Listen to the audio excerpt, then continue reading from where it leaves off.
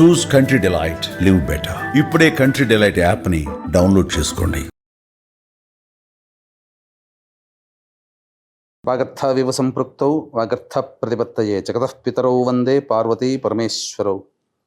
ఆదిత్యాయ చ సోమాయ మంగళాయ బుధాయ చ గురుశుక్ర శనిభ్యశ్చ రాహవే కేతవే నమః. శృంగేరి జగద్గురు పీఠాధిపతులకి, కంచి పీఠాధిపతులకి నమస్కారములు తెలియజేసుకుంటూ కార్యక్రమాన్ని ప్రారంభిద్దాం. ద్వాదశ రాశులకు సంబంధించి 1 జూలై నుంచి 15 జూలై వరకు వివిధ రాశుల్లో జన్మించినటువంటి వారికి ఏ విధంగా ఉండబోతుందో తెలుసుకునే ముందు గ్రహ సంచారం గురించి తెలుసుకుందాం. వృషభ రాశిలో శుక్రుడు, అలాగే మిథునంలో రవి గురువు, కర్కాటకంలో బుధుడు, సింహంలో కుజ కేతువు, అలాగే కుంభంలో రాహువు, శని మీనంలో 13 జూలై నుంచి శని వక్రీకరించే స్థితి పొంది ఉంటారు.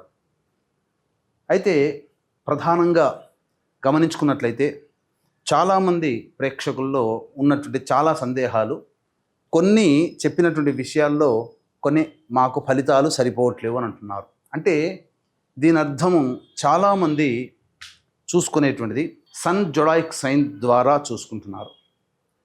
అంటే ఈ ఉదాహరణకు చెప్తున్నాను, 23 జూలై నుంచి 22 ఆగస్టు మధ్యలో పుట్టినటువంటి వాళ్ళకి లియో సైన్ అని చెప్తారు. కాబట్టి సింహరాశి గురించి చెప్పేటప్పుడు 23 జూలై నుంచి 22 ఆగస్టు మధ్యలో పుట్టిన వాళ్ళు చూసుకుంటున్నారు. అది తప్పు. మీరు జన్మించినటువంటి జన్మ తేదీని అనుసరించి ఒక నక్షత్రము, ఆ నక్షత్రాన్ని అనుసరించి రాశి ఉంటుంది, ఆ రాశి ప్రకారమే మీరు చూసుకోవాలి. ఇది సరైనటువంటి విధానము. కొంతమంది నామ నక్షత్రం చూసుకుంటున్నారు. ఉదాహరణకి శ్రీనివాస్ అని చెప్పి అనుకున్నాం అనుకోండి, చాలామంది సి అనే అక్షరం ఈ శతభిష నక్షత్రంలో ఉంటుంది కాబట్టి కుంభరాశికి చూసుకుంటున్నారు, తులారాశికి చూసుకోవాలి. కృష్ణవేణి అన్నప్పుడు మిథున రాశి చూసుకుంటున్నారు, అది కూడా తులారాశి, అలా చూసుకోవాలి. కాబట్టి మనం అనేక విధాలుగా ఈ శాస్త్ర ప్రకారము మనకు ముందుకు వెళ్ళినట్లయితే తప్పకుండా ఆ ఫలితాలు అనేటువంటివి మనకు సరిపోతాయని చెప్పవచ్చు. ఇక ఆలస్యం చేయకుండా వివిధ రాశుల వారికి ఈ 1 జూలై నుంచి 15 జూలై వరకు ఏ విధంగా ఉండబోతుంది, ఆదాయ వ్యయాలు, ఖర్చులు, అలాగే పరిస్థితుల అనుకూలత, ఇవన్నీ కూడా క్లుప్తంగా మనం తెలియజేసుకునే ప్రయత్నం చేద్దాం. ద్వాదశ రాశులలో 2వ రాశి అయినటువంటి వృషభ రాశి వారికి జూలై 1వ తారీఖు నుంచి 15 జూలై వరకు కూడా ఏ విధంగా ఉండబోతుందో తెలుసుకునే ప్రయత్నం చేద్దాం. ఈ యొక్క వృషభ రాశిలో జన్మించినటువంటి వారికి రాశ్యాధిపతి అయినటువంటి శుక్రుడు రాశిలోని సంచారం అద్భుతమైనటువంటి యోగ కాలము. స్త్రీ మూలకంగా వచ్చేటువంటి సమస్యల్ని పరిష్కరించుకోగలుగుతారు. స్త్రీ సాంగత్యం చక్కగా ఉంటుంది. అనగా మీ యొక్క పనులకి ఇతరులు, స్త్రీలు ఖచ్చితంగా సహాయ సహకారాలు అందిస్తారు. ముఖ్యంగా నూతన వ్యక్తులు పరిచయం అయ్యే అవకాశం ఉంటుంది. విందులు వినోదాల్లో పాల్గొనే అవకాశాలు ఖచ్చితంగా ఉంటాయి. అంతేకాకుండా ధనపరమైనటువంటి సమస్యలు తీరుతాయి. గృహంలో మార్పులు, వైభోగానికి సూచించేటువంటి గృహోపకరణాలు కొనుగోలు చేసే అవకాశము శుక్రగ్రహ సంచార ప్రభావంలో కలుగుతుంది. ఇక రవి యొక్క సంచార ప్రభావము ప్రధానంగా జాగ్రత్తలు పాటించాల్సినటువంటి, చేస్తున్నటువంటి ఉద్యోగంలో కలతలు వచ్చే అవకాశం ఉంటుంది. అనగా కొంత చెయ్యని పనికి కూడా మీరే తప్పు పని చేసినట్టుగా మీ మీద నిందారోపణలు చేస్తున్నటువంటి ఉద్యోగస్తులకి కలుగుతాయి. ఇక వ్యాపార పరంగా చూసినా, వృత్తిపరంగా చూసినా, లేదా సర్వసాధారణంగా ఈ వృషభ రాశిలో జన్మించినటువంటి వారికి ప్రభుత్వానికి సంబంధించినటువంటి దండనలు అనేటువంటివి జరుగుతాయి. ప్రభుత్వ మూలకంగా ఖర్చులు పెట్టాల్సినటువంటి పరిస్థితి. ఉదాహరణకి వాహనం నడుపుతుంటుంటాం, ట్రాఫిక్ చలాన్ల రూపంలోనూ ఏదో ఒక రూపంలో ఈ వృషభ రాశిలో జన్మించినటువంటి వారు ఈ 15 రోజుల్లో ప్రభుత్వానికి సంబంధించినటువంటి జమ చేస్తారు. తమ ఆదాయాన్ని ప్రభుత్వానికి ఇస్తారని చెప్పవచ్చు. ఇక గురుగ్రహ సంచార ప్రభావం చూసుకున్నట్లయితే సంపూర్ణముగా యోగదాయకమైనటువంటి పరిస్థితి. ధనపరమైనటువంటి సమస్యలన్నీ కూడాను తీర్చుకుంటారు. ఏ విధమైనటువంటి ఇబ్బందులు ఉన్నప్పటికీ కూడా అవి అన్నీ, ఆ ఇబ్బందులన్నీ కూడాను అధిగమించుకోగలుగుతారు. పెద్దల యొక్క సహాయ సహకారాలు సంపూర్ణంగా ఉండడం అన్ని విధాలుగా యోగదాయకంగా ఉంటుంది. అనుకున్నటువంటి పనులని పూర్తి చేసుకోగలిగేటువంటి వెసులుబాటు మీకు ఈ గురుగ్రహ సంచార ప్రభావం వలన కలుగుతుంది. ఇక ప్రధానంగా ఈ బుధగ్రహ సంచార ప్రభావము వృషభ రాశి వారికి అనుకూలంగా లేదు. ముఖ్యంగా మిమ్మల్ని డబ్బు అప్పుగా అడిగే వ్యక్తులే మీకు ఎక్కువగా పరిచయం అవుతారు, లేదా మీ మిత్రులే డబ్బులు అప్పుగా అడుగుతారు. కాబట్టి ఒకసారి మీ చేయి జారిపోయిందా ఆ బుధగ్రహ సంచార ప్రభావంలో డబ్బులు నష్టపోతారు. స్పెక్యులేషన్ రంగంలో ఇన్వెస్ట్మెంట్స్ కానీ స్టాక్స్లో కానీ పెట్టడానికి ఈ 15 జూలై వరకు ఈ వృషభ రాశిలో జన్మించినటువంటి వారికి అనుకూలమైనటువంటి సమయము కాదు అనే విషయాన్ని గమనించుకోవాలి. పెట్టుబడులు ఏ రకంగానూ మంచిది కాదు. అలాగే ప్రధానంగా తీవ్రమైనటువంటి తలపోటుతో ఇబ్బంది పడేటువంటి అవకాశం కూడా గోచరమవుతుంది. కాబట్టి ఆరోగ్యపరంగా కూడా శ్రద్ధ వహించాల్సినటువంటి పరిస్థితి.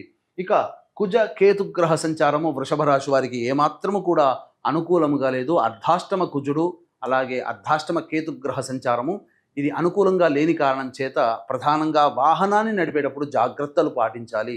గృహంలో చిక్కులు సమస్యలు పెరుగుతాయి. కాబట్టి దైవానుగ్రహాన్ని పొందే ప్రయత్నం చేస్తే చాలా మంచి జరుగుతుందని చెప్పవచ్చు.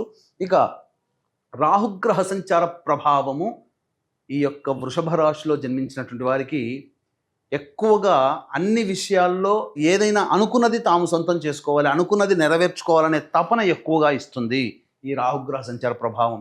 దీనికి తోడు మిగతా గ్రహాల యొక్క అనుగ్రహం కూడా పొందినట్లయితే మంచి జరుగుతుంది. కానీ ఇక రవి, బుధ, కుజ, కేతు మరియు రాహు ఈ గ్రహాలు కొంత అనుకూలంగా లేని కారణం చేత కొన్ని ఇబ్బందికర పరిస్థితులు తప్పవు. వృత్తిలో చేస్తున్నటువంటి వృత్తి ఉద్యోగ వ్యాపారాల్లో జాగ్రత్తలు పాటించాల్సినటువంటి పరిస్థితి రాహుగ్రహ సంచారం. శని లాభస్థానంలో యోగదాయకంగా ఉన్నప్పటికీ 13 జూలై నుంచి వక్రీకరించినటువంటి కారణం చేత కంటక శని ప్రభావం కావున 9 జూలై నుంచి మీరు జాగ్రత్తలు పాటించాలి.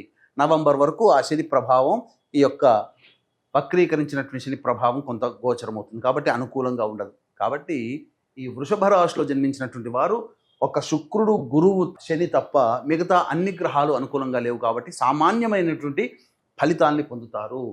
ఈ యొక్క వృషభ రాశిలో జన్మించినటువంటి విద్యార్థులు అనుకున్నటువంటి విధంగా విద్యని అభ్యసిస్తారు. విద్యాకారకుడు బాగున్నాడు కాబట్టి చక్కగా ఉత్తీర్ణత అధికమైనటువంటి శాతంతో ఉత్తీర్ణత పొందుతారు. అన్ని విధాలుగా అనుకూలంగా ఉంటుంది. కోరుకున్నటువంటి యూనివర్సిటీలో మీకు మంచి ప్రవేశం జరిగేటువంటి అవకాశము గోచరమవుతుంది. ఇక ప్రధానంగా చూసుకున్నట్లయితే వివాహానికి సంబంధించి చేయ ప్రయత్నాలన్నీ కూడా కొలిక్కి వస్తాయి. వివాహ సంబంధాలు కుదిరే అవకాశం ఉంటుంది. అన్ని విధాలుగా మంచి జరుగుతుంది. మీ యొక్క ప్రతి పనిలో కూడాను ఇతరులు మీకు అనగా ముఖ్యంగా స్త్రీలు సహాయ సహకారాలు అందించడం ద్వారా మంచి శుభ ఫలితాలను పొందుతారని చెప్పవచ్చు. ఇక ఈ యొక్క వృషభ రాశిలో జన్మించినటువంటి మహిళలు ప్రధానంగా ఈ గర్భధారణకి సంబంధించినటువంటిది ప్రధానంగా ఆ స్థానాధిపతి అయినటువంటి బుధుడు అనుకూలంగా లేని కారణం. ఈ కారణం చేత కొంత సమయము వేచి చూడాల్సిన తప్పని పరిస్థితి. ఆల్రెడీ గర్భధారణ జరిగినటువంటి మహిళలు జాగ్రత్తలు పాటించాలి. వైద్యుల సలహాలు సూచనలు పాటించక తప్పదు. కాబట్టి ఏ విధమైనటువంటి టెన్షన్స్ పెట్టుకోకుండా ఉన్నట్లయితే మంచి శుభ ఫలితాలు కలుగుతాయి. ఏతావాత చెప్పొచ్చేది ఏమిటంటే అనుకూలంగా లేని కారణం చేత కాస్త తగ్గి ఉండడమే చాలా మేలు అనేటువంటి విషయాన్ని గమనించుకోవాలి. ఈ యొక్క వృషభ రాశిలో జన్మించినటువంటి మహిళలకి ప్రధానంగా అన్ని విధాలుగా సహాయ సహకారాలు ఉన్నప్పటికీ కూడా మీ దగ్గర ఉన్నటువంటి డబ్బు చేజారిపోయే అవకాశం ఉంటుంది. ఎవరికి కూడాను మీరు అప్పుగా కానీ మాట తీరుగా కానీ డబ్బు సహాయం చేయకండి. మీ చేతి మించి వెళ్ళినటువంటి డబ్బు మళ్ళీ మీకు తిరిగి రావడానికి చాలా కష్టపడాల్సినటువంటి పరిస్థితి. ఇంట్లో ఇతరులతో వ్యవహరించేటప్పుడు జాగ్రత్తలు పాటించాలి. అలాగే కుటుంబ వ్యక్తులతో తరచూ కొంత వాగ్వివాదాలు, విభేదాలు, మీ యొక్క మాట తీరును బట్టి విభేదాలు కూడా పెరిగే అవకాశం ఉంటుంది. కాబట్టి తగ్గి ఉండే ప్రయత్నం ఈ రాశిలో జన్మించినటువంటి మహిళలు కనుక చేస్తే మంచి జరుగుతుంది. కానీ గౌరవ మర్యాదలకి ఏమాత్రం లోటు లేదు.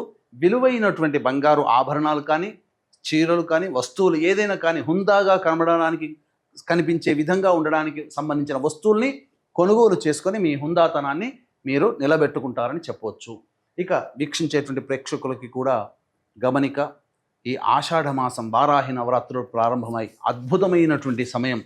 ప్రధానంగా శనివారం దశమి తిథి స్వాతి నక్షత్రంతో కూడుకున్నటువంటి అద్భుతమైనటువంటి రోజు ఆ రోజున ప్రధానంగా జాతకరీత్యా విద్య, వివాహ, ఉద్యోగ, దాంపత్య, అనారోగ్య సమస్యలతో బాధపడుతున్నటువంటి వాళ్ళకి శత్రువుల మీద విజయం, కోర్టు కేసుల్లో విజయం సంపాదించుకోవడం కోసం వారాహి అమ్మవారి అనుగ్రహాన్ని అందరికీ అందించాలనేటువంటి సదుద్దేశముతో మరియు ఈ 9 వారాహి దేవతలు 9 రోజులు చేస్తారు కదా, 9 వారాహి దేవతల యొక్క హోమాది కార్యక్రమాలు మరియు మేష, మిథున, కర్కాటక, సింహ, కన్య, వృశ్చిక, ధనుస్సు, కుంభ, మీన రాశుల్లో జన్మించినటువంటి వారికి శనిదోష పరిహారార్థమై శనీశ్వర హోమములు అనేటువంటివి సశాస్త్రీయముగా జరిపించి శక్తిపాతము చేయబడినటువంటి శంకరుంగలి మాలని మీకు అందివ్వడం జరుగుతుంది. అవకాశం ఉన్న వాళ్ళు కార్యక్రమ తదనంతరం కాంటాక్ట్ చేసి పూర్తి వివరాలు తెలుసుకోవచ్చు.